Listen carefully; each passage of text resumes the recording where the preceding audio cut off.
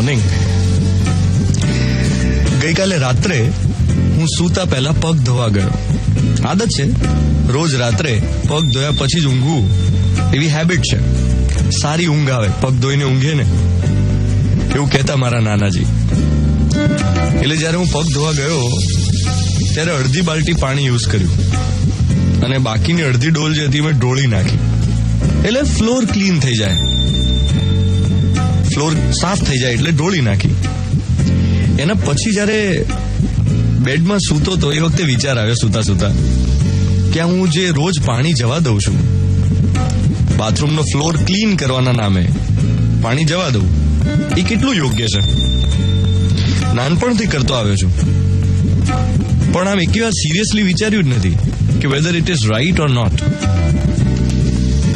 In fact શાવરમાં નહાતી વખતે પણ ક્યારે વિચાર્યું નથી કે ખરેખર કેટલું પાણી વાપરવું જોઈએ. What is the limit?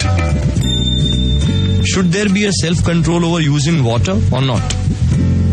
એ એવું નથી હો કે મને નથી ખબર પાણીનું મહત્વ. હું જાણું છું કે પાણી આપણા સુધી કેવી રીતે પહોંચતું હશે. મારા ઘરના નળમાં પાણી ક્યાંથી આવે છે, એનો સોર્સ શું છે, એ મારા ઘર સુધી પહોંચે એની પાછળ કેટલું મોટું ઇન્ફ્રાસ્ટ્રક્ચર કામ કરે છે, એ બધું હું સમજુ છું. પણ રૂટીનમાં હું નજરઅંદાજ કરું છું અને પગ ધોતી વખતે રાત્રે પાણી વેડફી નાખતા અચકાતો નથી. હા, પીવાના પાણીમાં હું બહુ જ ધ્યાન રાખું છું. કોઈ ફંક્શનમાં ગયા હોઈએ ત્યાં પાણીની બોટલ સર્વ થયેલી હોય નાની નાની, તો મારી જે એઠી બોટલ હોય એમાં અડધું પાણી બાકી હોય તો હું એ ફેંકી નથી દેતો, સાથે લઈને નીકળું છું. મને શરમ નથી આવતી કે પાણીની બોટલ અડધી ભરેલી છે અને હું હાથમાં સાથે લઈને બહાર નીકળું જમ્યા પછી. અડધી બોટલ બાકી હોય તો હું વેસ્ટ નથી જવા દેતો. એમાં મારું ધ્યાન છે, પણ આ પેલું પગ ધોતી વખતે વેસ્ટ કરવામાં મારું ધ્યાન નથી. આવું તો કેટલું છે જે આપણે બેધ્યાન રહીને વેસ્ટ કરતા હોઈએ.